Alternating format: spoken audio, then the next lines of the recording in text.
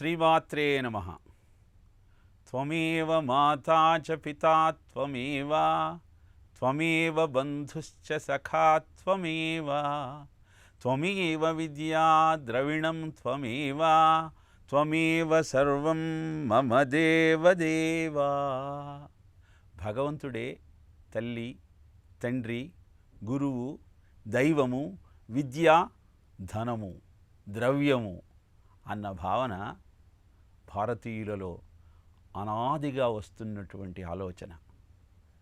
జ్ఞానాన్ని ప్రసాదించేటప్పుడు గురుస్వరూపంలో నిన్ను కటాక్షిస్తే, ఈ సకల చరాచర సృష్టిని ఆవిర్భవింపజేసేటప్పుడు ఆయన తల్లిగా, తండ్రిగా మారి నీకు జన్మనిస్తాడు. నీ జీవిత బాట సక్రమంగా నడవటం కోసం విద్యగా మారి నీకు దారి చూపిస్తే, నీ ఆనందం కోసం, నీ సుఖం కోసం ధనం రూపంలో నీకు ధన్యతనిచ్చి నీ జీవితాన్ని సార్థకం చేస్తాడు. అందుకే భారతీయ జీవిత విధానంలో ప్రతినిత్యము మనం ఆ గురు స్మరణని చేస్తూ ప్రారంభిస్తాం. నారాయణ సమారంభాం వ్యాసశంకర మధ్యమాం అస్మదాచార్య పర్యంతాం వందే గురు పరంపరాం అంటూ ఆ పరంపరను జ్ఞాపకం చేసుకుని కార్యక్రమాన్ని ప్రారంభిస్తాం. 700 సంవత్సరాలుగా భారత జాతి మీద, హిందూ ధర్మం మీద విదేశస్తుల యొక్క దాడులు జరుగుతూ ఉన్నాయి. మొఘలాయుల యొక్క క్రూరత్వాన్ని తట్టుకొని నిలబడి, ఆంగ్లేయుల యొక్క ప్రభావాలను పక్కకు పెట్టి మన హిందూ ధర్మాన్ని మనం ఆచరింపగలుగుతున్నాము అంటే కారణం గురు పరంపర. శాస్త్రములలోని అర్థములను వారు అవగతం చేసుకొని ఆచరిస్తూ మనకు మార్గదర్శకం చేసిన కారణాన ఈనాడు మనం మన ధర్మాన్ని అవలంబించగలుగుతున్నాం. అలాంటి గురువులు శిష్యుడిగా నిన్ను అంగీకరించే ముందు అనేకమైన పరీక్షలు పెడతారు. కారణం, నీ స్థోమత, అర్హత అవగతమైనప్పుడే తదనుగుణమైనటువంటి అభ్యాసాన్ని నీకు అందించవచ్చు అన్న భావనతో. అందుకే దత్తాత్రేయుడిని శిష్యులంతా ఆరాధించాలి, ఆత్మజ్ఞానాన్ని ఆయన దగ్గర నుంచి కైవసం చేసుకోవాలి అని ఆలోచిస్తున్న సమయంలో అనేకమైన పరీక్షలు పెట్టారు ఆ స్వామి. కొన్ని పరీక్షలకు తట్టుకున్న మద్యం సేవిస్తూ, స్త్రీలతో సంచరిస్తూ, అనేకమైన దుర్భాషలాడేటువంటి తత్వాన్ని జీర్ణించుకోలేక ఈయన మాకు ఉపదేశం చేసేది అంటూ వదిలి వెళ్ళిపోయారు. ఈ శిష్యులకు అర్హత లేదు అని భావనతో వాళ్ళంతా వెళ్ళిపోయారు అని అనఘాదేవితో దత్తాత్రేయుడు చర్చిస్తున్న సమయంలో, నేను మాత్రం నీ పాదాలు వదలలేదు స్వామి అంటూ ఒక శిష్యుడు ముందరికి వచ్చాడు. ఆయనకు అజగరుడు అని నామకరణం చేసి తన శక్తిని అంతా అనుగ్రహించారు దత్తాత్రేయుడు. అందుకే ఆ అజగరుడు అంటాడు, ఆడుట, పాడుట, పడతుల గూడుట, ఆసవరసంబున్ గ్రోలుట, యోగుల క్రీడలు కావున ఏడిరవులు, అఘములు చేరవు ఏ క్రియనున్నన్. అదంతా వారి లీల. ఆ గురువులు నీకు పరీక్ష పెడుతున్నారు అంటే నిన్ను అనుగ్రహించటానికి సంసిద్ధులవుతున్నారు అని నువ్వు అర్థం చేసుకోవాలి. అందుకే గురువును మించిన దైవము లేదన్నటువంటి పూనిక నీలో ఉన్నప్పుడు నీ పరిస్థితి ఏదైనా అద్భుతమైనటువంటి జ్ఞానాన్ని నువ్వు పొందగలుగుతావు. వాల్మీకి స్వయంగా తానే రాసుకున్నాడు, ఇత్యుక్త్వా రామతే నామ వ్యత్యస్తాక్షరపూర్వకం ఏకాగ్ర మనసా చైవ మరామేతి జపపూర్వకం. అంటే తాను కిరాతకుడుగా సంచరిస్తున్న సమయంలో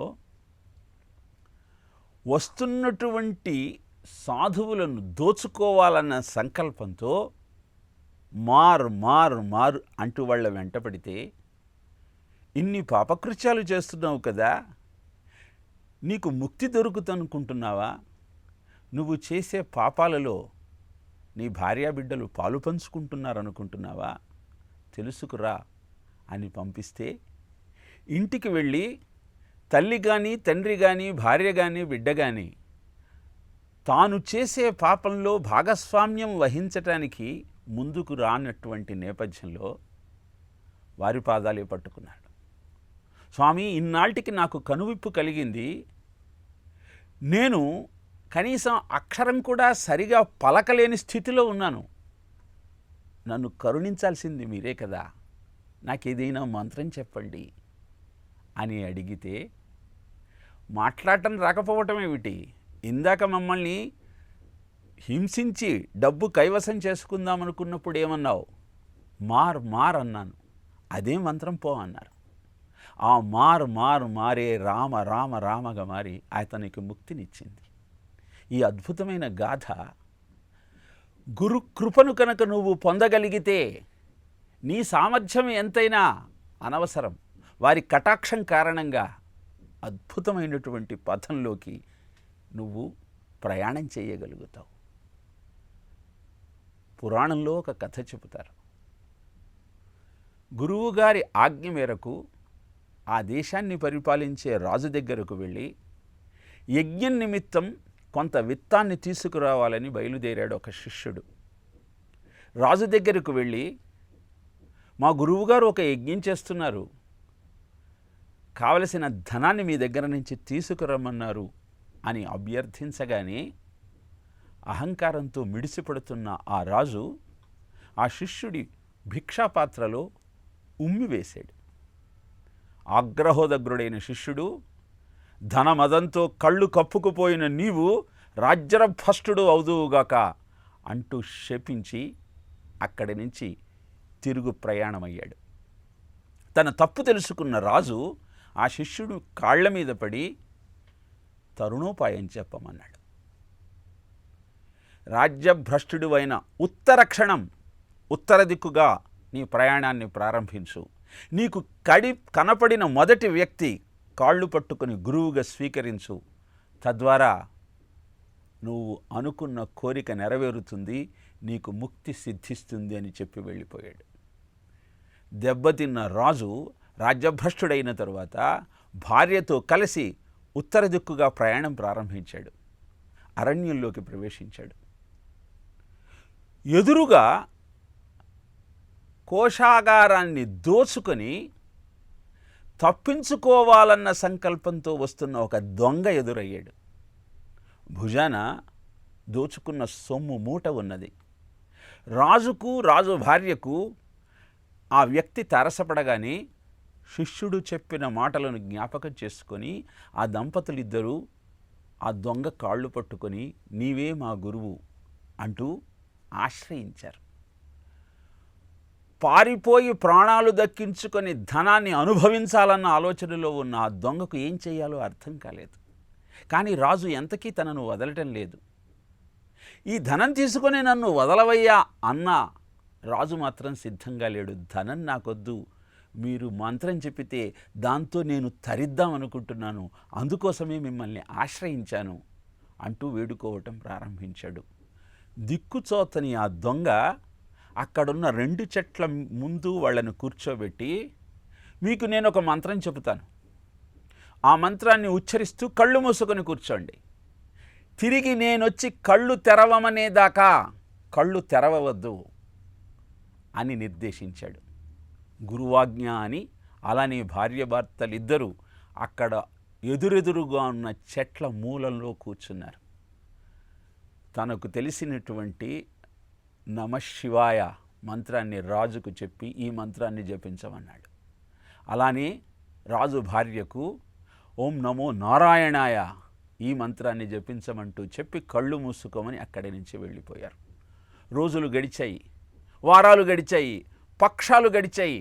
అకుంఠితమైన దీక్షతో పూనికతో ఓం నమో నారాయణాయ, ఓం నమ శివాయ అన్నటువంటి మంత్రధ్వని ఆ అరణ్యం అంతా నిండిపోయింది. కైలాసంలోని పార్వతీ పరమేశ్వరులు, వైకుంఠంలోని లక్ష్మీనారాయణులు వారి భక్తికి మెచ్చి శివపార్వతులిద్దరూ రాజుగారి ముందు ప్రత్యక్షమై, రాజా, అద్భుతమైన తపస్సు చేసావయ్యా, మేము పార్వతీ పరమేశ్వరులం వచ్చాం, కళ్ళు తెరవమంటూ అడిగారు. రాజన్నాడు, మీరు పార్వతీ పరమేశ్వరులైనా ఇంకెవరైనా మా గురువుగారు వచ్చి కళ్ళు తెరవమంటేనే మేము తెరుస్తాం అని రాజు కళ్ళు తెరవటానికి నిరాకరించాడు. ఏం చెయ్యాలో అర్థం కాలేదు. అదే పరిస్థితి లక్ష్మీనారాయణుడిది కూడా. నలుగురు సమాలోచనలు చేసి, వీరి అకుంఠితమైన దీక్షకు తపస్సుకు తప్పనిసరిగా మనం ఫలితం అందచెయ్యాలి, కానీ వీరు కనులు తెరవటానికి సిద్ధంగా లేరు, కాబట్టి మనం నలుగురం వెళ్ళి ఆ దొంగను వెతుక్కొద్దాము అని వెళ్ళి ఆ దొంగను పట్టుకొచ్చి ఆ రాజుకు, రాజుగారి భార్యకు, వారికి మంత్రోపదేశం చేసిన ఆ గురువు గారికి ముగ్గురికి ముక్తినిచ్చారట. ఈ కథ మనకు తెలియజేసే సత్యం ఏమిటి అంటే, పూనికతో గురువును నువ్వు ఆశ్రయించగలిగితే నీకు ఆ గురువుకు ఇద్దరికీ శ్రేయస్సు జరుగుతుంది. గురువుగారి యొక్క ఆలోచననే శంకిస్తూ, వారి మాటలను వక్రీకరిస్తూ, కేవలం గురువు అనేది ఒక శబ్దంగా నువ్వు భావించినప్పుడు అది నీకు ప్రయోజనకారి కాదు.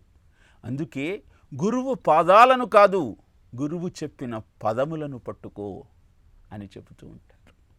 ఇలా అద్భుతమైన గురు మాహాత్యాన్ని తెలుసుకుంటూ గురు సందేశం కార్యక్రమంలో అనేకమైన గాథల ద్వారా మన జీవితంలో మనం చేస్తున్న తప్పులను గుర్తిస్తూ సక్రమమైన మార్గానికి సోపానాలు నిర్మించుకునే ప్రయత్నం చేద్దాం. కార్తవీర్యార్జునుడు కూడా అఖండమైన సంపదను, కీర్తిని దత్తాత్రేయుని అనుగ్రహం ద్వారా పొందిన తరువాత వైరాగ్యంతో శాస్త్రాలన్నీ ఈ విధంగా చెబుతూ ఉన్నాయి, నాకేమిటి అర్థం కావటం లేదు అన్న ఆలోచనతో స్వామిని ఆశ్రయించి, స్వామి, మునులంతా సత్తు అసత్తు, సూక్ష్మ శరీరము, స్థూల శరీరము ఇవన్నీ నువ్వే ఆ పరబ్రహ్మవు అని చెబుతూ ఉంటే, వేదాంతులు శృతివాక్యాన్ని ప్రమాణంగా చేసుకొని బ్రహ్మ సత్యం జగన్మిథ్య, ఈ జగత్తంతా ఆభాస మాత్రమే, ముత్యపు చిప్పలో ఉన్నటువంటి వెండిలాగా నీకు గోచరిస్తోంది, కానీ నిజానికి నిత్యము సత్యము శాశ్వతము అయినది నీలో ప్రపంచమంతా వ్యాపించి ఉన్న చైతన్యమే అని చెబుతూ ఉంటే కనపడుతుంది మిథ్య ఎలా అవుతుంది? కాబట్టి జగత్తు కూడా సత్యమే, నీవెంత సత్యమో జగత్తంత సత్యమే అంటూ కొంతమంది అదే వేదవాక్యాన్ని ప్రామాణికంగా చూపిస్తూ ద్వైతాన్ని ప్రతిపాదిస్తూ ఉన్నారు. ఇక ధర్మమీమాంసులు ధర్మమే పరమైన వస్తువు అని, ఈ జగత్తు సత్యము సనాతనము అని చెబుతూ ఉన్నారు. సాంఖ్యులు ప్రధానమే ముఖ్యమని, పురుషుడు నిమిత్తమని, అనేకమైన ఆత్మలున్నాయని చెబుతున్నారు. ఇలా అనేక రకాలుగా సాగుతున్నటువంటి ఈ వాదనలను చూస్తూ ఉంటే ఏది సత్యము ఏది నిత్యము నాకు అర్థం కావటం లేదు అంటూ ప్రశ్నించిన మీదట స్వామి అద్భుతమైన సప్తోదాహరణి అనే 7 కథల సమాహారాన్ని బృహస్పతి ఇంద్రుడికి వివరించిన వైనాన్ని తెలియచేస్తూ, రాజా, శాస్త్రాలన్నీ చెప్పేది ఒకే మాట, అది సరిగా అవగతం కాక గురువు యొక్క అనుగ్రహం లేక నీవు అనవసరమైనటువంటి భ్రమలో ఉన్నావు, అన్నీ చెప్పేది అద్వైతం గురించే, ఇది నువ్వు చక్కగా అర్థం చేసుకోవటం కోసమే ఇలాంటి ప్రశ్ననే ఇంద్రుడు బృహస్పతిని అడిగినప్పుడు ఆయన చెప్పిన 7 కథలను నీకు నేను వివరిస్తాను అని 3 కథలను అద్భుతంగా వివరించిన వైనాన్ని మనం చూసాం. 2 కథలలో విధజ్ఞుడు కాపిల్య నగరంలో అద్భుతమైనటువంటి తన శిల్పశాస్త్రం కారణంగా ఎలా ముక్తిని పొందాడో పరిశీలించాం. అలానే విశాలాక్షుడు లలిత కళలతో కామశాస్త్ర ప్రావీణ్యంతో ఎలా మోక్షాన్ని పొందాడో పరిశీలించాం. ఇక మూడవ కథను ప్రారంభిస్తూ బృహస్పతి ఇంద్రుడితో అద్భుతమైన ఈ కథలో ఆ దత్తాత్రేయుడు ప్రస్తావన వస్తుందయ్యా. ఒక్కసారి ఆయనను తలుచుకుందాం.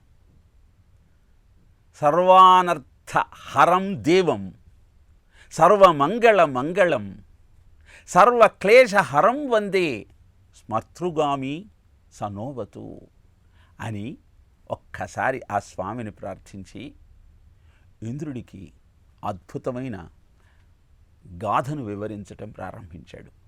మంత్రశాస్త్రం ఏ విధంగా నీకు ముక్తిని ప్రసాదిస్తుందో ఈ కథ ద్వారా మనం తెలుసుకోవచ్చు. విశాలనగరంలో వేదశర్మ అనే బ్రాహ్మడు ఉండేవాడు. కథలో వచ్చే నామాలు, ఆ నగరాలు, పట్టణాలు కూడా మనకు మార్గదర్శకం చేస్తాయి. విశాల నగరము అంటే బదరీనాథుని విశాల నగరము అంటారు. విశాల కళ్యాణి స్ఫుట రుచిరయోధ్యా కువలయై కృపాధరాధారా కృపాధరాధారా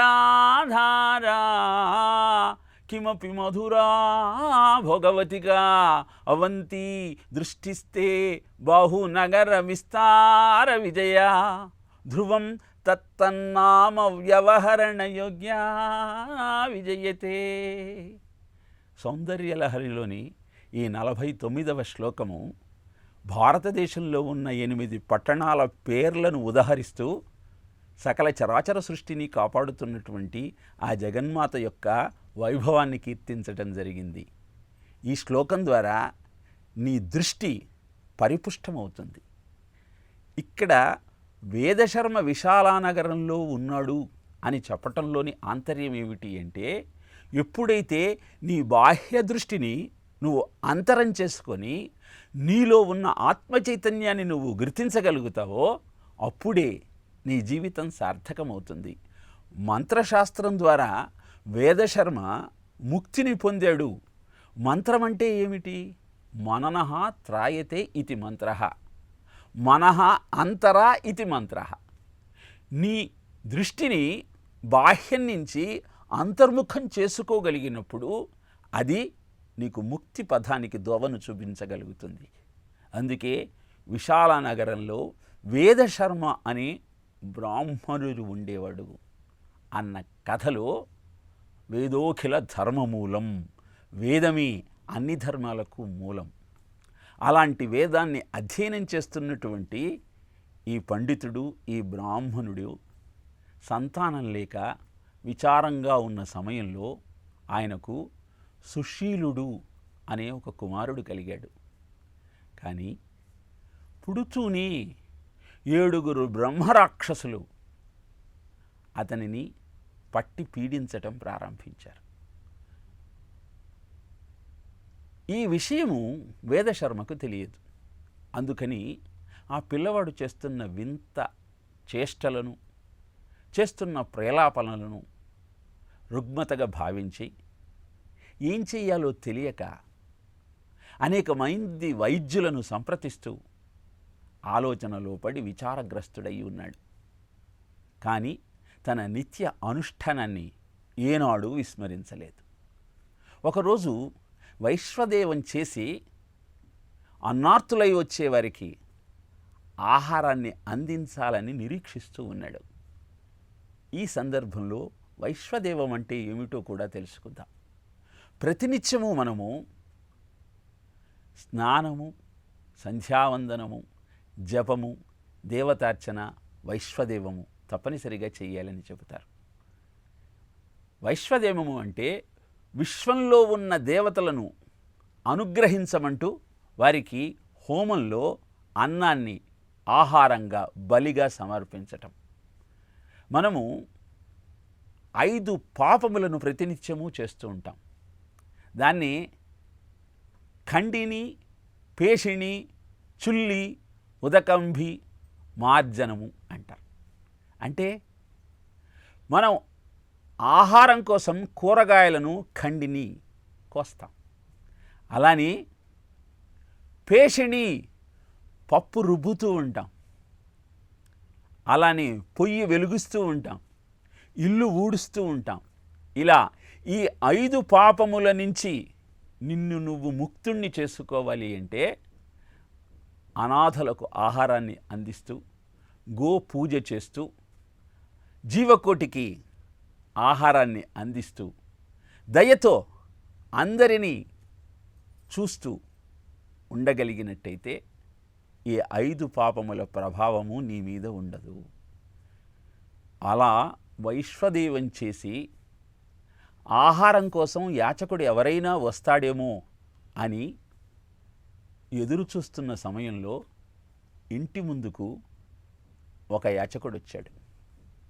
మురికి గుడ్డలు, శరీరం నుంచి దుర్గంధం, శరీరమంతా అట్టలు కట్టిపోయిన బురద. ఎవరి ఈ బిచ్చగాడు అని ఆలోచించలేదు. వైశ్వదేవం చేసి యాచకుడి గురించి ఎదురు చూస్తున్న సమయంలో ఇంటికి వచ్చినది విష్ణు స్వరూపమే అన్నది శాస్త్రవచనం. అందుకే ఉచిత రీతిన ఆ ఉపాధిని అనుసరించి అతనికి భిక్ష వేస్తూ ఉన్నాడు. ఆ సమయంలో ఆయనకు స్ఫురించింది, ఈ దత్తాత్రేయ స్వామి అనేకమైనటువంటి వేషధారణలు చేస్తూ పరీక్షిస్తూ ఉంటాడు. ఈ సమయంలో వచ్చిన ఆ విష్ణు స్వరూపం ఈ దత్తాత్రేయుడేనేమో అని భిక్ష వేసిన మరుక్షణం వెళుతున్నటువంటి ఆ బిచ్చగాడిని అనుసరించి ముందరికి వెళ్ళటం ప్రారంభించాడు. ఇది గమనించాడు ఆ యాచకుడు. అందుకే తన నడక వేగాన్ని పెంచాడు. అది గమనించినటువంటి వేదశర్మకు వచ్చినవాడు తప్పనిసరిగా ఆ పరమాత్మే అయి ఉంటాడు. అనేక రూపాలలో పరీక్షిస్తున్న ఈ స్వామి ఈనాడు నన్ను కటాక్షించడానికి మా ఇంటికే వచ్చాడు అన్న భావనతో తన పరుగును పెంచాడు. వేగంగా వస్తున్న వేదశర్మను గమనించినటువంటి ఆ బిచ్చగాడు రాళ్లను విసిరేయటం ప్రారంభించాడు, దూరంగా వెళ్ళమంటూ. అది గమనించినటువంటి వేదశర్మకు ఉత్సాహం ఎక్కువైంది. పరిగెత్తుకుంటూ వెళ్ళి ఆయన పాదాలు పట్టుకోవాలనుకున్నాడు. వేగాన్ని పెంచి తనను సమీపిస్తున్నటువంటి ఆ వేదశర్మను దూరంగా నెట్టడం కోసం అక్కడ ఉన్న చెట్టు కొమ్మతో అతని వీపు మీద ఒక్క వేటు వేశాడు. ఆ దెబ్బ తగిలిన తరువాత వేదశర్మ ఆనందం అవధులు దాటింది. నిశ్చయానికి వచ్చాడు. వెళుతున్నది ముందర ఎవరో కాదు, దత్తాత్రేయుడే. ఇలాంటి పరీక్షలే పెడుతూ ఉంటాడు. అలా ముందుకు సాగుతూ ఉంటే చాలా దగ్గరగా ఆ వేదశర్మ వచ్చిన తరువాత అక్కడ పడి ఉన్నటువంటి కుళ్ళిన గాడిద శవంలో నుంచి కొంత మాంస ఖండాన్ని తీసి అది వేదశర్మ చేతిలో పెట్టాడు. దాన్ని ప్రసాదంగా భావించి మూట కట్టుకొని స్వామిని అనుసరించాడు. ఆ బిచ్చగాడు వెళ్ళే తోవలోనే తాను వెళ్ళటం ప్రారంభించాడు వేదశర్మ. ఇక్కడ మనం గుర్తుపెట్టుకోవలసింది ఏమిటి అంటే, నీ జీవితంలో అనేకమైన కష్టాలు రాళ్ల రూపంలో, చెట్ల కొమ్మల రూపంలో, కుళ్ళిన మాంసం రూపంలో నిన్ను వేధించవచ్చు. కానీ నీకు ఉండవలసినది ఒక్కటే ఆలోచన. భగవంతుడు ముందర నడుస్తూ ఉన్నాడు. ఆయన నాకు పరీక్ష పెడుతూ ఉన్నాడు. There are no problems in your life, there are only challenges. ప్రతి ఛాలెంజ్ని, ప్రతి సమస్యను ఒక సవాలుగా నువ్వు స్వీకరించి భగవంతుడి మీద అచంచలమైన విశ్వాసంతో అన్నీ ఆయనే చేస్తున్నాడు. కర్తృరాజ్ఞయా ప్రాప్యతే ఫలం కర్మ కిం పరం కర్మ తజ్జడం అన్న భావనతో నువ్వు ముందుకు సాగగలిగితే ఏ తు సర్వాణి కర్మాణి మయి సన్యస్య మత్పరాః అనన్యేనైవ యోగేన మాం ధ్యాయంత ఉపాసతే తేషాం అహం సముద్ధర్త మృత్యు సంసార సాగరాత్ భవామి నచిరాత్ పార్థ మయ్యావేశిత చేతసాం. ఎవరైతే కర్మలనన్నింటినీ నా మీద నమ్మకంతో నాయందే సన్యసించి అన్నింటినీ నేనే నడిపిస్తున్నానన్న భావనతో తమ జీవితాన్ని గడుపుతారో వాళ్లను మరుక్షణం నేను రక్షించే ప్రయత్నంలో ముందుకు వస్తాను అని కృష్ణ పరమాత్మ తెలియజేశాడు. మరి ఇలా వేదశర్మకు అనేక పరీక్షలు పెడుతున్న ఆ బిచ్చగాడు ఎవరు? అవధూతన లేక సామాన్యమైనటువంటి యాచకుడా? ఈ వివరాలన్నింటినీ మరొక ప్రసంగంలో మీకు తెలియజేసే ప్రయత్నం చేస్తాను. ఓం తత్సత్.